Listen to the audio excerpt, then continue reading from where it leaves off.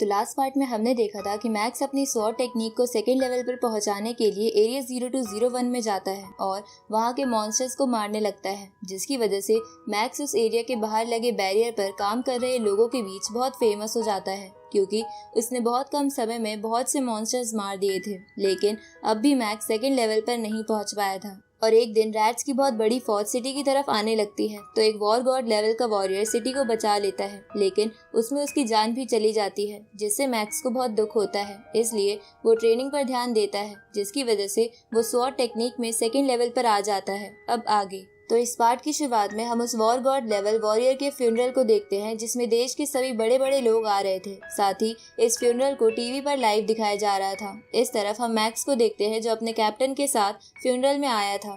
तभी मैक्स वहाँ ईवा को देखता है, जो अपने दादाजी और भाई के साथ वहाँ आई थी। इस तरफ ईवा के भाई को फ्यूनरल हॉल में अपना दोस्त मिलता है, जो स्पेशली अपना असाइनमेंट छोड़कर ये फ्यूनरल अटेंड करने आया था। अब वो ब्रदर अपने दोस्त से बातें करते करते उसे कहता है कि वॉर गॉड लेवल का वॉरियर बहुत ही स्ट्रॉन्ग और महान था। तभी वो ब्रदर मैक्स की ओर इशारा करके अपने दोस्त को बताता है कि ये बंदा भी उस वक्त उस वॉरियर के साथ था, लेकिन ये डरपोक वहाँ से भागकर आ गया। साथ ही ये लड़का हमेशा मेरी बहन के पीछे लगा रहता है। ये सुन के उसका दोस्त ब्रदर को कहता है कि लगता है आपको कोई गलतफहमी हुई है, क्योंकि मैक्स के बारे में मैंने सुन रखा है, क्योंकि इसने पिछले हफ्ते ही एरिया 0201 में 10,000 मॉन्स्टर्स को मारा था, जिसकी वजह से मैक्स एरिया 0201 के बाहर काम कर रहे लोगों के बीच बहुत फेमस हो गया है। ये सुन के वो ब्रदर हैरान हो जाता है। दूसरी तरफ हम उस अंकल और टाइगर टीम के कैप्टन को देखते हैं, जहां फ्यूनरल में आकर वो कैप्टन अंकल से कहता है कि मैंने फायर हैमर टीम को खत्म करने का प्लान बना लिया है, जिस प्लान में हम लाइटनिंग टीम, जो कि एक स्ट्रॉन्ग टीम है, उस टीम के साथ एक मिशन पर जाएंगे और मौका पाकर हम लाइटनिंग टीम और फायर टीम को आपस में भिड़वा देंगे, जिससे हमें लड़ना भी नहीं पड़ेगा और फायर टीम अपने आप खत्म हो जाएगी। ये सुन के वो अंकल खुश हो जाता है। उसी वक्त उस फ्यूनरल हॉल में बोलीनास फैमिली के 2 बॉडीगार्ड्स आते हैं, जो लाइटनिंग टीम के मेंबर्स भी थे। अब मैक्स उन दोनों को देखकर कैप्टन से बोलीनास फैमिली के बारे में पूछता है, जिसपे कैप्टन उसे बताता है कि बोलीनास फैमिली इस कंट्री की टॉप 10 रिच फैमिलीज में से एक है। साथ ही बोलीनास फैमिली के सारे बॉडीगार्ड जनरल लेवल के प्रैक्टिशनर्स हैं। अब वो दोनों बॉडीगार्ड्स टाइगर टीम के पास आते हैं, जहां उन दोनों बॉडीगार्ड्स में एक ओल्ड मैन टाइगर टीम के कैप्टन के पास जाता है और उससे कहता है कि इस बार हम और तुम्हारी टाइगर टीम एक साथ मिशन पर जाने वाली है, लेकिन तुम मिशन के दौरान कोई भी गलती मत करना, क्योंकि टाइगर टीम में हमारे यंग मास्टर भी हैं, जिनकी हमको प्रोटेक्शन करनी पड़ती है। ये सुन के टाइगर टीम का कैप्टन कहता है कि ठीक है, मैं और मेरे टीममेट्स मिशन के दौरान कोई गलती नहीं करेंगे। उसी वक्त वहाँ पर वो वॉरियर आ जाता है, जिसने पार्ट 1 में मैक्स और ईवा को गोल्डन बर्ड से बचाया था।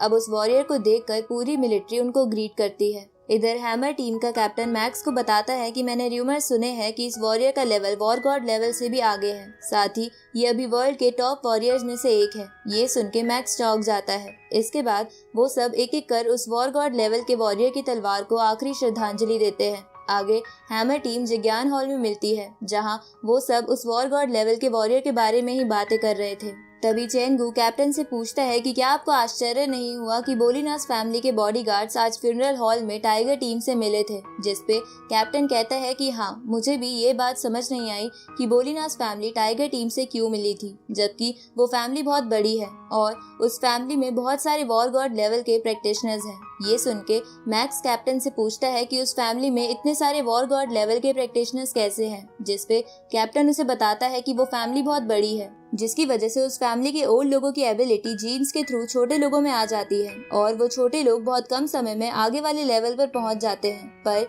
ये सब तभी पॉसिबल है जब फैमिली बहुत बड़ी हो। इसके बाद कैप्टन उन सबसे कहता है कि वॉर गॉड लेवल के वॉरियर ने हम सबको मॉन्स्टर से बचाने के लिए अपनी जान दे दी, इसलिए हमें भी एरिया 003 में जाना चाहिए, क्योंकि मैंने सुना है कि वहाँ पर किंग लेवल के आगे के मॉन्स्टर्स भी हैं, जिसकी वजह से हमारी ट्रेनिंग भी हो जाएगी और हम उनमें से कुछ मॉन्स्टर्स को मार भी देंगे, जिससे उस एरिया के पास वाली सिटी पर मॉन्स्टर्स का खतरा कम हो जाएगा। ये सुन के वो सब वहाँ जाने के लिए मान जाते हैं और आर्म कार में बैठकर उस एरिया के बाहर लगे बैरियर पे आ जाते हैं, जहाँ बहुत सारी मिलिट्री थी, क्योंकि उस एरिया में बहुत खतरनाक मॉन्स्टर्स थे। दूसरी तरफ हम अंकल को देखते हैं जो अपने कैप्टन से कहता है कि सभी हॉल ने ये नोटिस जारी कर दिया है कि कोई प्रैक्टिशनर किसी दूसरे प्रैक्टिशनर को नहीं मारेगा, तो हम हैमर टीम को कैसे खत्म करेंगे। जिस पे वो कैप्टन अंकल से कहता है कि तुम चिंता मत करो, अगर हम हैमर टीम को लाइटनिंग टीम से भिड़वा देंगे तो लाइटनिंग टीम हैमर टीम को खत्म कर देगी और किसी को भी पता नहीं चलेगा, क्योंकि लाइटनिंग टीम के मेंबर्स बोलिनास फैमिली से हैं जो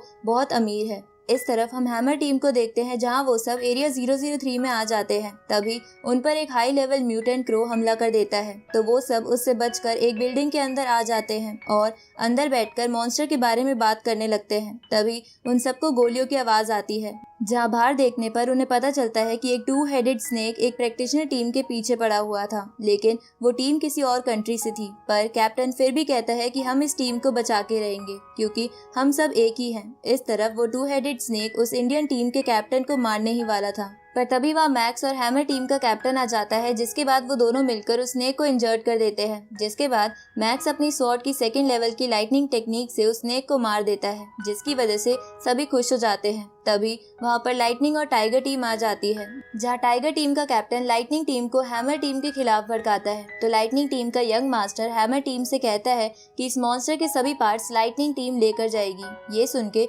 मैक्स गुस्सा हो जाता है। तभी वो यंग मास्टर हैमर टीम और इंडियन टीम को वहाँ से जाने को कहता है। ये सुन के इंडियन टीम का कैप्टन यंग मास्टर पे अटैक करने के लिए आगे बढ़ता है, पर तभी दूर बैठा लाइटनिंग टीम का स्नाइपर गोली से उस कैप्टन का वेपन तोड़ देता है और उस कैप्टन के पैर पे गोली चलाकर उसे इंजर्ड कर देता है। ये देखकर मैक्स इंडियन कैप्टन के पास जाने लगता है, पर हैमर टीम का कैप्टन मैक्स को रोक के उसे कहता है कि तुम्हें लाइटनिंग टीम से पंगा लेने से पहले सोच लेना चाहिए, क्योंकि इस टीम का यंग मास्टर और 2 मेंबर्स जिन्हें हमने कल देखा था वो बोलिनास फैमिली से है, साथ ही वो बहुत स्ट्रांग भी है। उसी वक्त लाइटनिंग टीम का स्नाइपर इंडियन टीम के कैप्टन को मारने के लिए उस पे दोबारा गोली चलाता है, लेकिन मैक्स ये देखकर अपनी स्वॉर्ड की मदद से उसे रोक देता है। तभी चेंगू जो पीछे बिल्डिंग में बैठा था वो लाइटनिंग टीम के स्नाइपर को देख लेता है और उस पे गोली चला के उसे इंजर्ड कर देता है। इसके बाद मैक्स यंग मास्टर से कहता है कि प्रैक्टिशनर टीम को एक दूसरे के शिकार नहीं छीनने चाहिए। ये सुन के यंग मास्टर गुस्सा हो जाता है, तो वो ओल्ड मैन जो उसका बॉडीगार्ड था मैक्स को दूर फेंक देता है। ये देखकर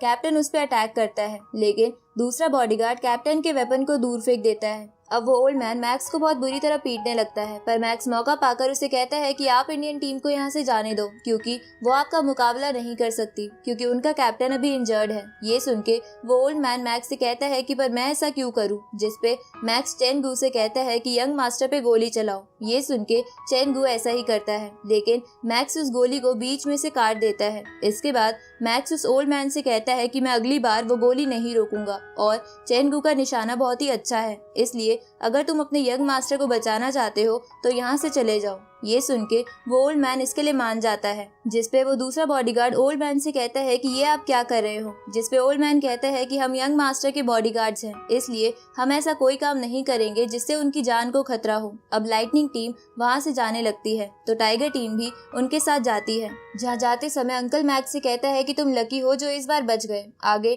टाइगर टीम का कैप्टन उस ओल्ड मैन से कहता है कि आपने ऐसा क्यों किया, जिसपे ओल्ड मैन उसे कहता है कि माना कि हमें उस मॉन्स्टर के पार्ट्स लेने के लिए हैमर टीम को मार देना चाहिए था, पर हमारे लिए यंग मास्टर की सिक्योरिटी उससे ज्यादा इम्पोर्टेंट है। ये सुन के टाइगर टीम का कैप्टन कुछ नहीं बोल पाता, साथ ही उसका प्लान भी फेल हो गया था। इसके बाद अंकल धीरे से टाइगर टीम के कैप्टन से कहता है कि अब हम क्या करेंगे, जिसपे वो कैप्टन कहता है कि मैं कुछ न कुछ रास्ता ढूंढ लूंगा। इस तरफ हम हैमर टीम को देखते हैं, जहां कैप्टन और चेंगू समझ गए थे कि ये टाइगर टीम की चाल थी, ताकि वो लाइटनिंग टीम की मदद से उनको खत्म कर सके।